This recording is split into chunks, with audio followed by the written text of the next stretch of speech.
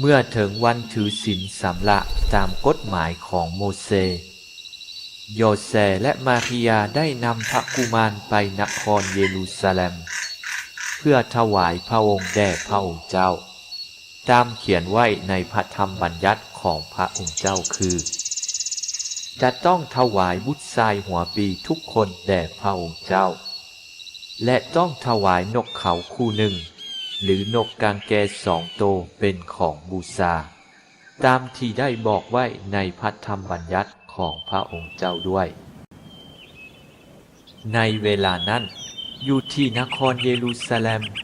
มีบุรุษผู้หนึ่งชื่อซิเมออนเป็นคนเที่ยงธรรมและศรัทธากำลังคอยท่าความบันเทาแห่งชนชาติอิสราเอลและพระจิตเจ้าสถิตอยู่ในตัวเขาพระจิตเจ้าได้ทรงไขสำแดงแก่เขาว่าเขาจะบ่ตายก่อนได้เห็นพระคริสโตของพระองค์เจ้าพระจิตเจ้าได้ทรงดลใจเขาให้เข้าในพระวิหารในเวลาที่บิดามารดาพาพระเยซูเจ้ามาเพื่อปฏิบัติตามพระบัญญัตินั้นซิเมออนก็ได้อุ้มพระองค์พร้อมทั้งถวายพรแด่พระเป็นเจ้าว่า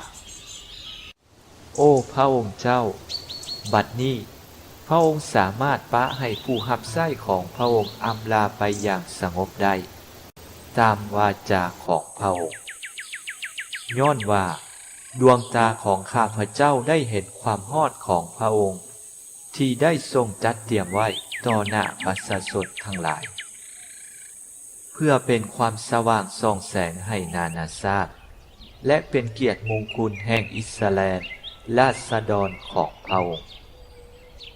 บิดาและมารดาของพระองค์เมื่อได้ยินกล่าวถึงพระกุมารดังนี้ก็รู้สึกมีความประหลาดใจท่านซิเมออนได้อวยพรให้ท่านทั้งสามและเว้ากับพระนางมาริยามารดาของพระองค์ว่าพระกุมารนี้เกิดมาเพื่อความล่มจมและความฮอดของคนเป็นจำนวนมากในชาติอิสราเอลและจะเป็นเป้าให้มนุษย์คัดแย่งกันส่วนพระนางจะถูกดาบยอดแทงดวงใจดังนี้แล้วความคิดลึกลับในใจของหลายคนจะปรากฏออกมาภายนอกยังมีสตรีผู้เผยพระวาจาคนหนึ่งชื่ออันนาบุตรสาวของฟานูเอลเกิดในตระกูลของอาเซนางมีอายุแก่หลายแล้วเมื่อเวลายังสาวนางเคยมีสามีและได้อยู่ร่วมกันเพียง7 ปีต่อนนั้นมานางก็เป็นมาจนฮอดอายุ84 ปีนางอาศัยอยู่แต่ในพระวิหารบัวละบัดพระเป็นเจ้าทั้งเว้นทั้งคืนด้วยการจำศีลภาวนาพอดีนางเข้ามาเวลานั้นด้วยนางจึงฮ้องสรรเสริญพระเป็นเจ้าและบอกข่าวเรื่องพระกุมารให้ทุกคนที่คอยท่าการปลดปล่อยเยรูซาเล็มทราบเมื่อท่านทั้งสองได้ปฏิบัติตามพระธรรมบัญญัติของพระเป็นเจ้าแล้วก็ลบเมืองนาซาเรตเมืองของตน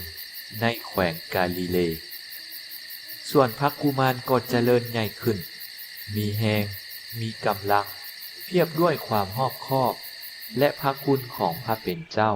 ก็สถิตอยู่กับพระองค์ด้วย